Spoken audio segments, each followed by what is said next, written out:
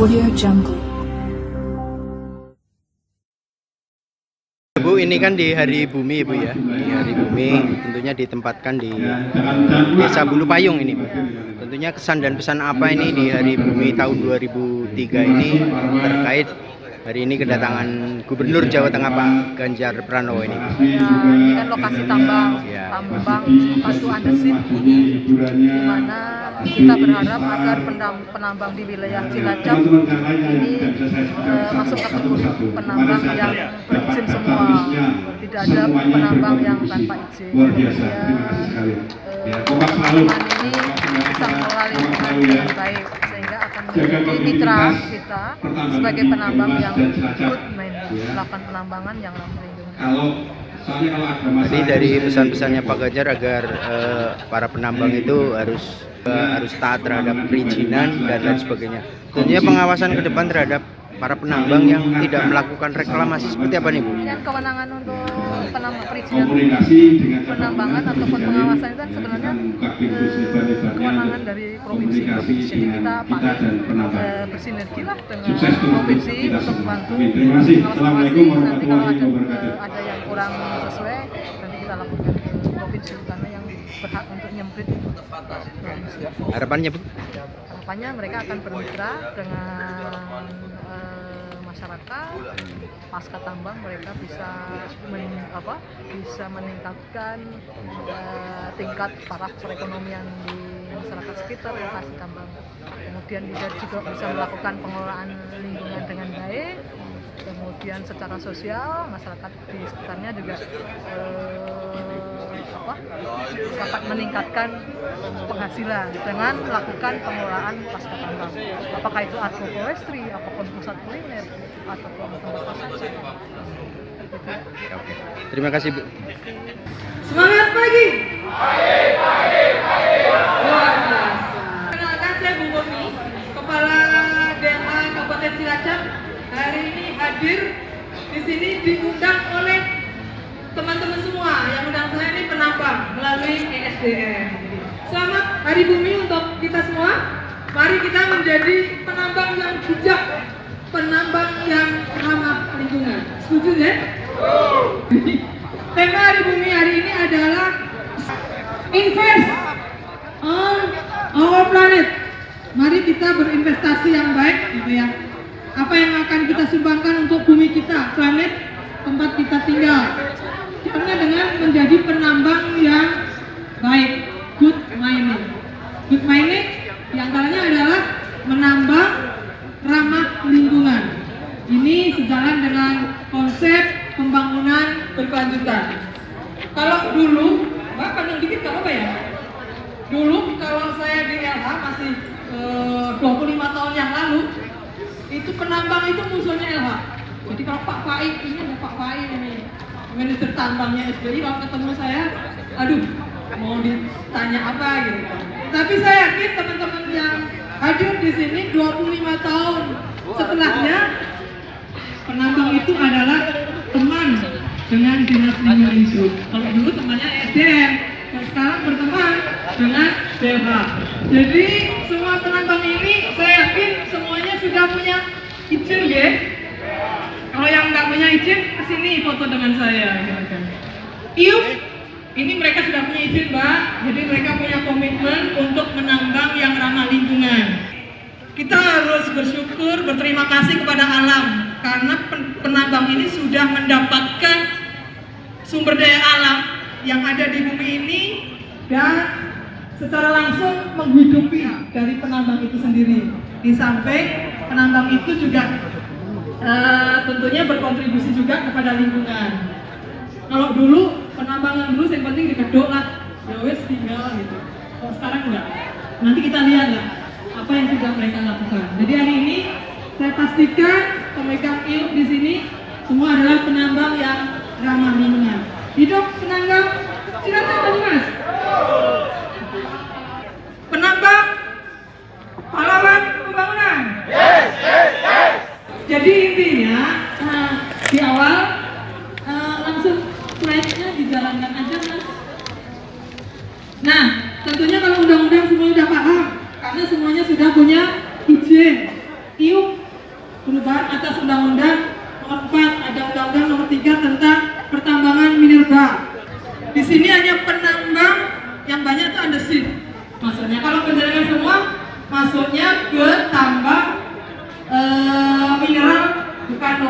yang dulu istilahnya golongan C. Oke, mungkin udah tahu lah. Lanjut. Bapak Ibu sekalian, di sini saya tidak akan berbicara banyak, tetapi tadi sudah disampaikan oleh Pak Jarwanto bahwa penjenengan semua adalah penambang yang tahu aturan, sudah tahu izin, sehingga pada saat ngurus izin, penjenengan sudah ada janji untuk melakukan pengelolaan lingkungan.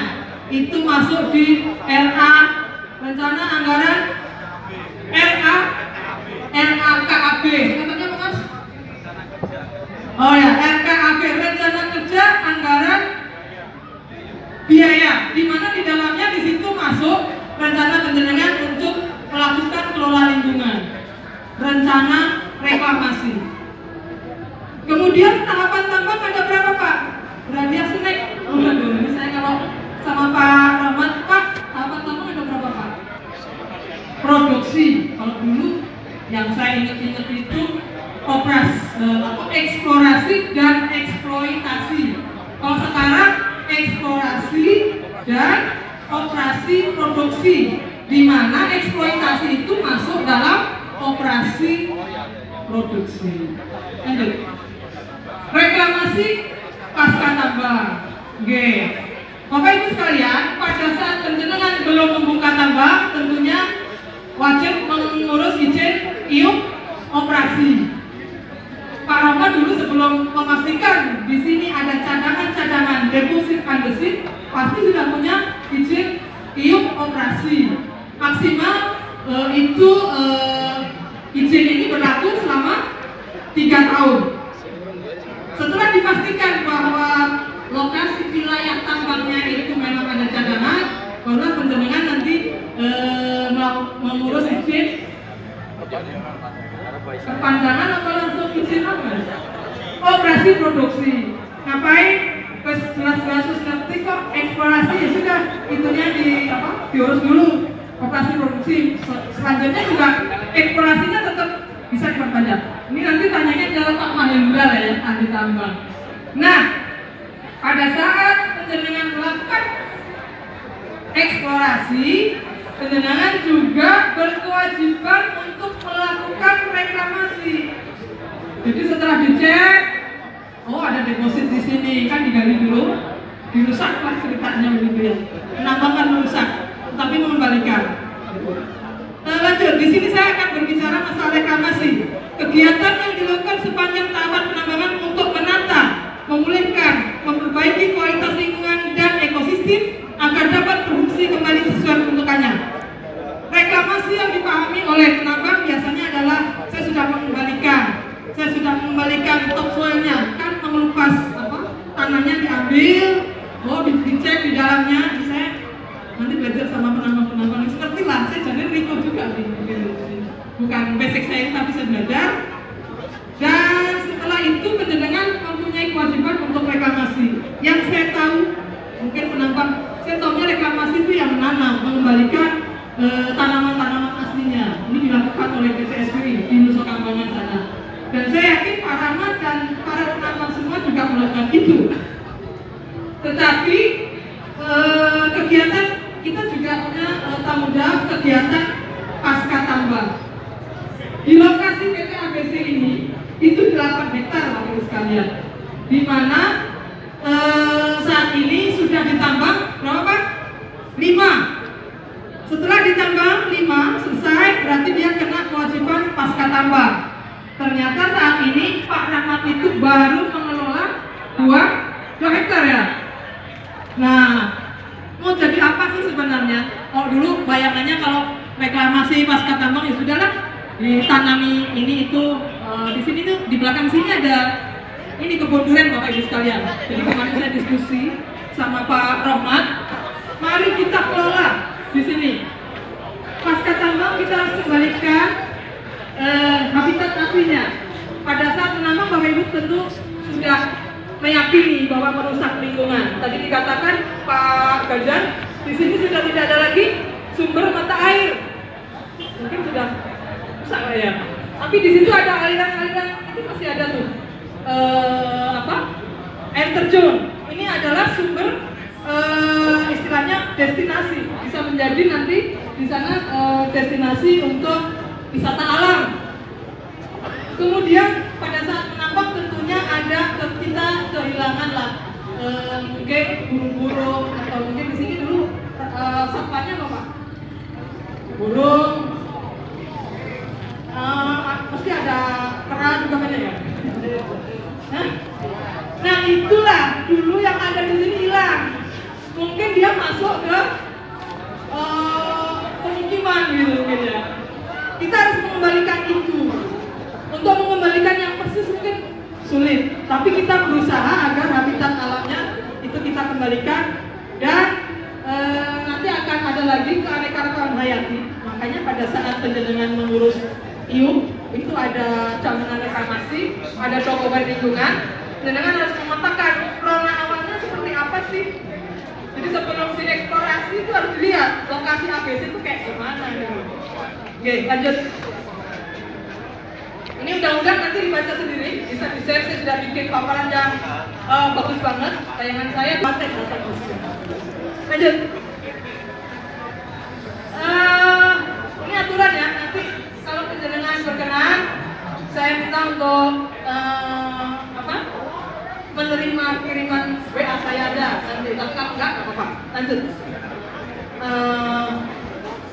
Prinsipnya reklamasi dan pasca tambang itu harus memenuhi perlindungan dan pengelolaan lingkungan hidup pertambangan, memperhatikan keselamatan dan kesehatan kerja. Jadi selama penjenengan melakukan penambangan itu sudah mulai nyicil lah, namanya reklamasi tadi, dengan tetap mempertahankan keselamatan dan kesehatan kerja, serta tentunya kita memastikan konservasi mineral dan batu bara. Kalau di SBI itu di Holcim itu ada taman yang isinya kijang. Dan dulu di sini apa Pak? Biawak. Kalau di Vale, tambang nikel di luar Jawa sana, di Sulawesi, dia gunakan untuk penangkaran buaya. Ini bisa dipikirkan juga. Kemudian taman buah berbasis kearifan lokal. Di belakang sana ada pohon durian, sentra durian. Jadi pengen saya kembangkan nanti di zonasi. Di sini nanti ada kebun durian. Terus di sini juga sentra pisang.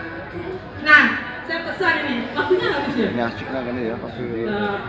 Jadi saya kepengen penjenengan itu setelah menambang sebegitu lama menghasilkan banyak hal yang menyenangkan. Saatnya silakan penjenengan itu berkontribusi kepada lingkungan, kemudian sosialnya juga ada. Jadi ngomongin hari Jumat, tadi langsung bandingan. Iya, tapi ada video dengan itu mengkau dipotong, kok dipotong ya. Panjang banget. Dia kan kabelnya kuat gitu. Berat. Kita petakan di lokasi satu ini apa sih yang bisa kita kayak orang bisa muter dan ya bisa kuat 5 jam. Andaikan di lokasi ini nanti ada pesantren, santrinya ribuan, kemudian ada agroforestrinya. Kita nggak perlu lagi cari tenaga kerja. Kita minta para santri nanti kita kasih edukasi pelajaran tentang pertanian dan dia bisa kita suruh praktek untuk memelihara anggrek misalkan. Di Lampung itu ada kebun anggrek pasca tambang, lokasi pasca tambang, di mana santrinya itu membantu penjenengan para penambang itu untuk dia sentra pembibitan, kemudian jual beli. Secara ekonomi itu akan meningkat. Anggrek itu satu kecil itu sudah 100.000 itu mahal. Saya kadang-kadang belinya ke Lampung, jadi di itu Tugu Ulor ini itu di situ ada hutan anggrek di situ, bagus banget. Jadi kalau di sini nanti ada kebun anggrek, ada kebun bibit, ada greenhouse, oh keren. Kemudian agrowisata, ya ada wisata agro. Sekarang kita tawarkan, saya punya konsep sekolah Dinyata. Sekarang untuk mencari lokasi bercocok tanam, menanam, terus memetik buah, nggak perlu ke Mekarsari lah. jauh ke tambang ABC saja atau ke tambang-tambang yang dekat gitu. Ketoknya keren banget. Lanjut. Nah, ini sudah saya gambar ini. Tuh lokasinya Pak Rahmat sekarang ya. Ini. Terus saya foto dari sana. Saya niat banget ke sini foto-foto gitu. Dan impian saya pengen jadi taman ke hati. Ini di Samarinda Bapak Ibu sekalian. Pernah kepo ya? Enggak apa-apa nanti lewat WA. Jadi kalau Pak Rahmat nanti pengen jadi taman ke hati, ajak saya ke Samarinda. Tak kenalin teman saya dari sana, kita bikin gitu. Jadi teman-teman tambang nanti piknik Pak. Nanti apa namanya, armada saya punya truk sampah, nanti kita pesen naik truk ya, naik bis lah KRS. Lanjut. Kemudian taman buah berbasis kearifan lokal. Terdapat beberapa hortikultura yang berpotensi di Kabupaten Cilacap. Cilacap itu sentra sukun, tapi di sana. Kemudian Saleh itu di Sidoarjo.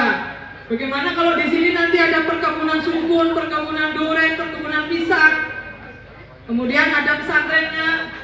Kemudian nanti bisa juga ada kan tadi dikatakan tempat tambang itu kegiatannya macam-macam lah.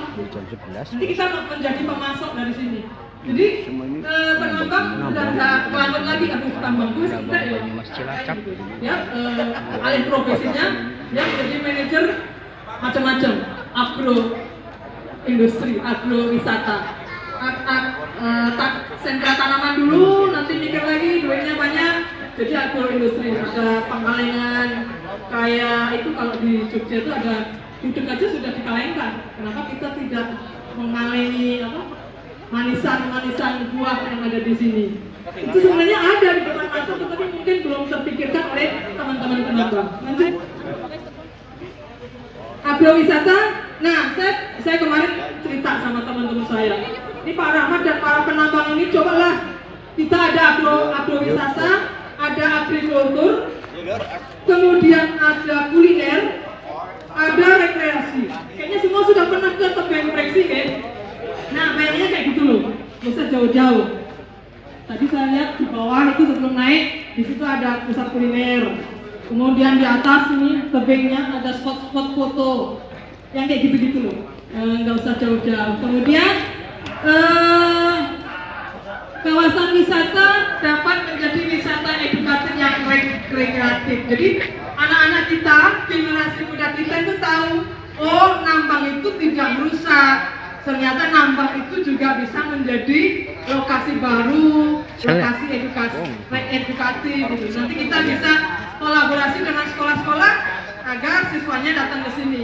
Bayar, kalau di luar negeri itu kan kalau magang sekolah di sinilah kampung Inggris itu kalau anak sekolah libur biar bisa belajar Inggris kan bayar. Kalau sini belajar menabur benih, nah itu bayar. Mungkin itu bisa kita pikirkan. Lanjut.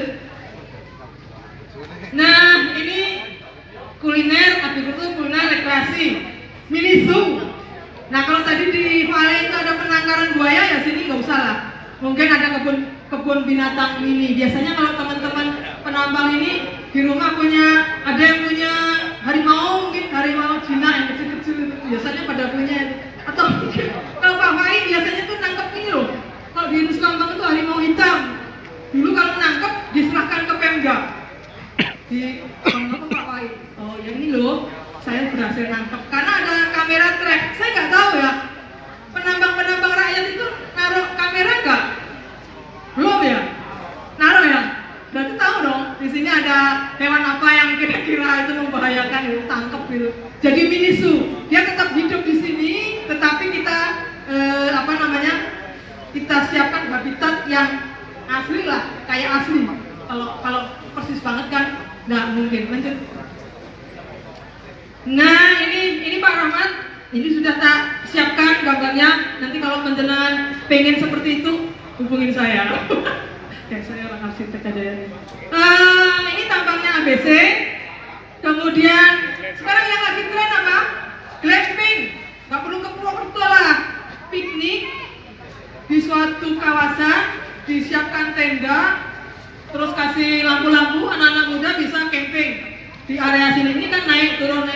Jadi nanti ada di ketinggian sekian, mungkin harganya lebih mahal daripada yang ketinggian yang di bawah. Itu impian, nggak boleh kan mimpi gitu. Lanjut.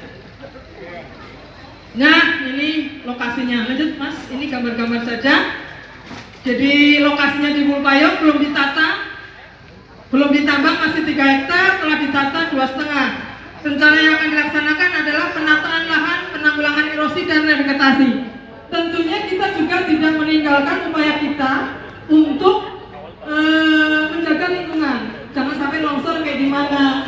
Vegetasi tetap ada. Dan saya berharap tanamannya Pak Rohmat itu yang mempunyai nilai ekonomi. Hutan tanaman energi. Ada, kalau kita nanam kaliandra mungkin pas panen bisa dikirim ke PLN, PLTU. Jadi tetap nanam, tapi dapat duit juga. Lanjut. Permasalahan, ini balik lagi. Jadi semua penambang pasti punya permasalahan perubahan bentang lahan, perubahan jenis dan jumlah, serta keanekaragaman hayati. Harus ngapain aja? Tadi sudah saya jelaskan. Lanjut. Terus caranya kita dengan bekerja sama dengan kelompok tani setempat. Jangan sampai penambang ini karena duitnya banyak sama tetangga aja nggak kenal. Tetapi kalau tambang rakyat biasanya diberikan izin itu diberikan jika penjenengan tinggal di sekitar sini. Pak Rohmat ini tinggal di sini, tentunya dengan masyarakat ya, disguyur. Teman-teman juga mesti dihitung ya di tambangnya. Kemudian tanamannya kita juga kalau vegetasi, misalkan tanamannya apa ya? Yang mau ditanam manggis, ya manggis. Di antara manggis dan manggis ini ada namanya tanaman selang. Itu nanti kita bisa pakai tanaman-tanaman lain. Kalau ini yang direkomendasikan di sini adalah duren, jengkol, pete, jenitri. Jenitri itu ternyata juga mempunyai nilai yang ekonomi yang tinggi. Itu banyak ditanam di sekitar S2P. Ternyata banyak diminati oleh teman-teman dari mana itu kalau S2P itu kan banyak Cina ya. Mereka itu menggunakan jenitri itu untuk sesaji gitu. Itu mahal itu. Terus yang perlu diingat pada saat kita melakukan vegetasi, jangan lupa pakai pupuk organik. Gitu. Lanjut. Habis ya Mas. Nah ini kita lihat di sini Pak, para penambang yang ketiga. Kita lihat PT Timah direklamasi menjadi kampung wisata air yang agak terbata-bata, tapi sekali lagi saya tidak nguyai penjenengan lebih paham terkait penambangan. Perizinan ada SDM, tadi semata-mata saya ingin membuktikan bahwa penjenengan adalah mitranya DLH. Penjenengan adalah benar-benar penambang yang ramah lingkungan. Terima kasih. Wabillahi taufiq wal hidayah. Wassalamualaikum warahmatullahi wabarakatuh. Waalaikumsalam warahmatullahi wabarakatuh. Terima kasih sekali nih untuk Ibu Murniati ya. Tambang yang ditambang kemudian mau ngurus izin lagi, itu kan sudah harus harus ngurus izin baru. Nah kalau rencana operasi tambangnya berubah, tentunya izinnya itu harus disesuaikan. Ini harus izin baru. Kalau undang-undang sekarang perizinan berbasis risiko, manakala terjadi perubahan lokasi tambang, mestinya izinnya disesuaikan. Prinsip begini, kalau dokumen lingkungan sudah dapat, ini kan kebetulan pertambangan menjadi urusan keuangan provinsi. Saya bersikap bahwa kalau dokumen ini tidak berubah kepada lokus yang untuk kegiatan tambangnya, maka dokumen tidak berubah. Tetapi kalau kemudian ada, karena antara dokumen rencana tambang, rencana pasca tambang dan dokumen lingkungan adalah dua bagian yang tidak terpisahkan. Antara dokumen rencana tambang, dokumen rencana pasca tambang dan reklamasi serta dokumen lingkungan berjualan adalah satu satuan yang tidak terpisah. Ketika mendapatkan persetujuan lingkungan harus dilengkapi dengan dokumen rencana reklamasi dan rencana pasca tambang, sehingga itu saling terintegrasi. Ketika ada perubahan yang tidak berubah karena lingkungan, maka dokumen persetujuan lingkungan tidak berubah. Begitu prinsipnya. Dia kalau misalnya ada perubahan rencana reklamasi dan pasca tambang yang tidak merubah rona lingkungan untuk kegiatan tambang, tidak perlu merubah dokumen tersebut. Begitu. Silakan. Terima kasih. Yang tanya tadi siapa? Oh, jangan. Tanya lagi boleh. Harus bisa jawab pertanyaan. Ada lagi yang ingin ditanyakan? Ketua Paguyuban Tambang, saya mau suruh ke depan. Nah, itu dia. Monggo Ibu. Assalamualaikum warahmatullahi wabarakatuh. Terima kasih untuk waktunya dari Bu Uni. Harapan kita sih sebenarnya untuk paguyuban, ya, namanya paguyuban tapi supaya ayolah kerjasama bareng-bareng supaya maju kabeh, sukses kabeh, itu aja kuncinya. Dan namanya orang usaha bersaing boleh dan harus, tapi yang sehat, itu aja titiknya. Ya kita pahlawan pembangunan. Intinya kita harus duduk. Kita sama-sama nambang yang baik, kecilkan resikonya, itu aja. Bersaing harus, orang usaha harus bersaing.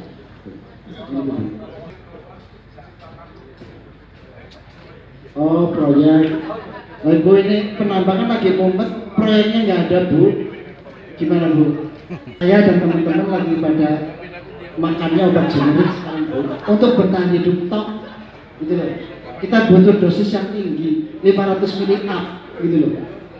Iya. Masalahnya sekarang banyak penambang, tapi untuk membawa ke suatu lokasi yang butuh buat bangunan, transporternya angel, larang. Nah, bagaimana para penambang juga punya hubungan manis dengan para transporter itu. Jadi kita bikin. Tapi terus terang untuk Cilacap infrastruktur memang sekarang dikurangi. APBD sekarang itu dikurangi karena kita terkendala ada COVID 2 tahun kemarin.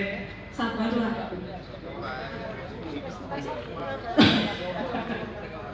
Nah gitu. Ya, nanti akan saya sampaikan pimpinan. Intinya menambang ramah lingkungan. Hasil tambangnya digunakan dulu untuk membangun wilayahnya, gitu kan. Jadi nggak usah ngambil jauh-jauh gitu ya. Ya, yang pasti saya minta paguyuban penambang ini kompak dulu. Baik, terima kasih sekali Bu Murniati. Harus izin Pak Main dulu. Terima kasih untuk semua para hadirin yang pada siang hari ini sudah ikut berpartisipasi ya terkait dengan peningkatan nilai tambah pertambangan. Terima kasih juga untuk ketiga narasumber kita di kesempatan siang hari ini, ada Ibu Murniati, Kadis DLH Cilacap, kemudian ada Pak Hotjen ini ya, Yayasan Obor Tani, dan juga Pak Rahmat, pelaku industri kerajinan YTDL yang siang hari ini sudah banyak sekali memberikan informasi-informasi. Mudah-mudahan apa yang sudah disampaikan narasumber kita di kesempatan siang hari ini tentunya akan menginspirasi dan juga menambah ilmu pengetahuan kita juga. Akhirnya saya Citra pamit undur diri. Sekali lagi terima kasih banyak atas kebersamaan Anda. Selamat siang. Wassalamualaikum warahmatullahi wabarakatuh. Waalaikumsalam.